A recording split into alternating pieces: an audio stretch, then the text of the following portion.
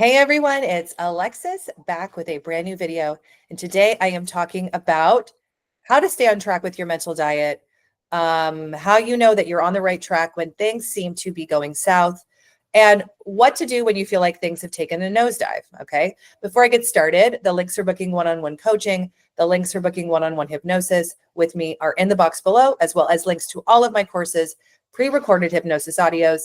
And like I've been saying in every video, if you're trying to get in for a session and you don't see availability on my online calendar, please write in to our receptionist at sessions@createyourfuture.co. One more time, that's sessions@createyourfuture.co. And you can also put yourself on my wait list. Just monitor it so you can try to get a spot when they become available. I am here for you. It is my joy and my purpose to help you manifest and to get through the blocks and the issues and the things that you have in the way of the ideal relationship with you and your SP. Okay. So this week, I really want to talk about what it means and what it looks like when you feel like you are losing your mind as you're manifesting your ideal relationship and your specific person and you to change, and how it is such a common thing, but that we really, as it begins to happen to us, don't really understand why it happens or what's going on and what to do if you feel like you're getting like the crazies. Okay. So this is a topic that I actually have a lot of personal experience about. Every time that I would do major manifestations, something would happen where things would kind of go all sort of berserk, or I would feel like I was kind of losing my mind, losing myself. Okay. Now, what does this tell us? It tells us that things are happening. Number one. So if you're going through a dark night of the soul, or you feel like you have found conscious creation, conscious manifestation, and it is just driving you nuts, you guys, that is because your mind is rearranging itself. I apologize in so much advancement in advance that this is not easier. But I have never in my videos said that consciously creating yourself and consciously creating your relationship is easy. Now, theoretically speaking, thinking your thoughts on purpose should be an easy, simple practice. But the way that the mind is engineered is so focused on sameness, consistency, in the sameness zone. Your subconscious mind thrives on sameness. Okay. So let's say that you have always felt abandoned, rejected, or abandoned and rejected from people. Then that means that your mind is so prone to perceiving and thinking, therefore, and choosing and reaching for the thoughts about rejection and abandonment, that's what it's always gone to. Now, if you've thought that way for a long time, as you begin to decide who you are and think that love stays with you, you are loved, I am adored, if you really are, with persistency and with consistency, implementing the new thoughts that are of the opposite, your mind is going to fight this so strongly for a little while. And it is really your mind rearranging itself. It is all of the boxes in the subconscious mind and the associations that you have rearranging themselves so that you can fully, naturally, easily, effortlessly be the one that is chosen, adored, receiving the love, receiving the commitment.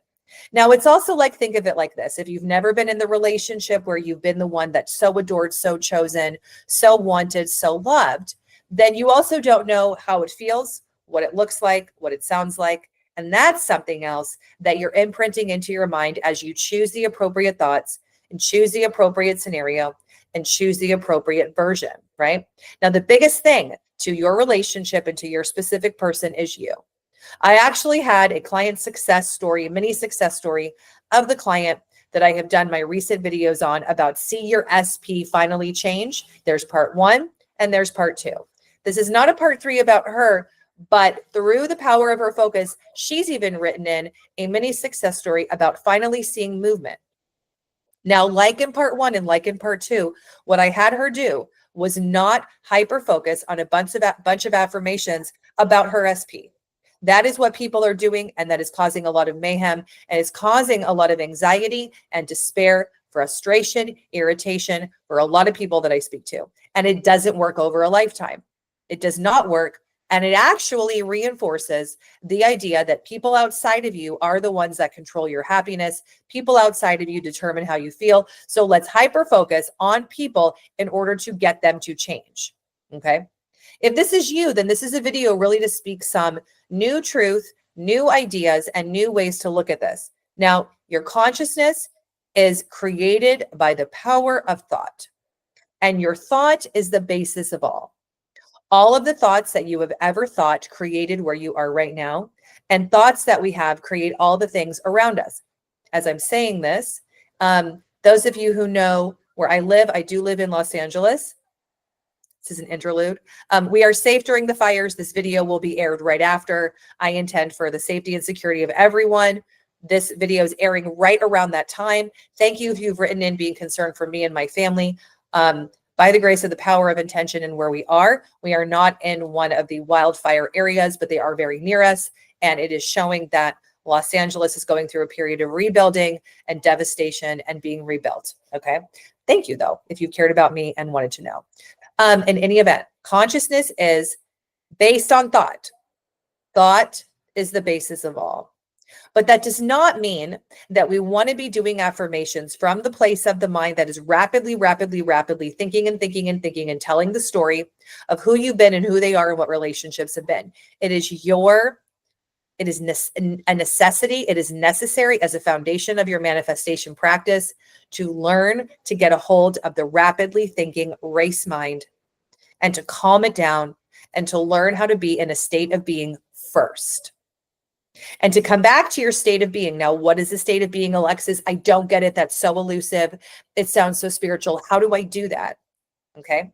Well, there have been so many books written about this topic, but it is just accessing a state of being that is connected to you and being in the now and being in the moment and learning to come back to it. Now, this takes practice. And you have to have a determination to figure these things out and how to learn how to cultivate and be this. Because the thing is this, if we don't have that, then we're kind of on a hamster wheel consistently with all the thoughts about us and about our specific person. And it causes a lot of mayhem again in the mind. Now, we have a lot of mayhem and a lot of rapid thinking that exists anyways within us. So it is necessary to have the foundational practice and the ability to come back, especially during difficult times. If you are going through your mind rearranging itself and it feels so difficult, it feels so tough, or you feel like things have taken a nosedive, or you feel like things have gone south with your specific person, they really haven't. It is just your mind getting more and more in the zone of being where you want to be, being the version of you and being with the version of them. That is how you want this to be. That is how you want this to be. That is how you want this to be. Okay. So during those times, it is really, really necessary to come back to a calm, harmonious, stable state of being and to speak yourself into a place of your mind being clear, your mind being stable, your mind being consistent. That is really the only way that we can see any manifestation through. If you're so anxious and so worried and so afraid all the time, it is going to be very, very difficult to focus and be persistent, and to even have the thoughts of believing in yourself and creating your reality. The only creator in your reality is you. Now, that the only creator in your reality is you, then isn't it necessary to get a hold of the biggest creation method in your mind, which is your thinking and your thoughts? Your thoughts create all of your major emotions. Your subconscious is built upon emotions, feelings, pictures, and thought. Okay. So if you're going for some like rapidly robotic affirming thing, the reason why it doesn't work is you as a human being are a lovely, beautiful mechanism. Your subconscious does have feelings, does have emotions. Your subconscious right now is running your lymph system, your blood system, digestive system. It's oxygenating you, keeping you alive. So let's think of this more holistically. Let's think of this more broadly instead of like, what's my mental diet? What am I affirming? I'm making this happen. That whole practice is also the antithesis of what you might be wanting in your relationship. If you're wanting to be loved and adored, receiving more and more love and attention and affection, being showered with love, attention, and affection, then we don't want to be going at it, making something happen and fighting for it and doing it in this concrete fashion. I intend that what I'm saying makes sense. Okay. These are elusive spiritual concepts that I am creating into a video for you to understand, to finally see movement with yourself and your person.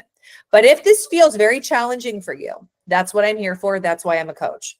I did this whole thing basically on my own with mentors and some coaches and some help along the way, but we didn't have accessibility to coaching like we do now when I first began my journey so many years ago, right? So I understand and I empathize so deeply with how triggering, how difficult this can be, and how quickly and easily our minds will go to the safety and same place that they've always been.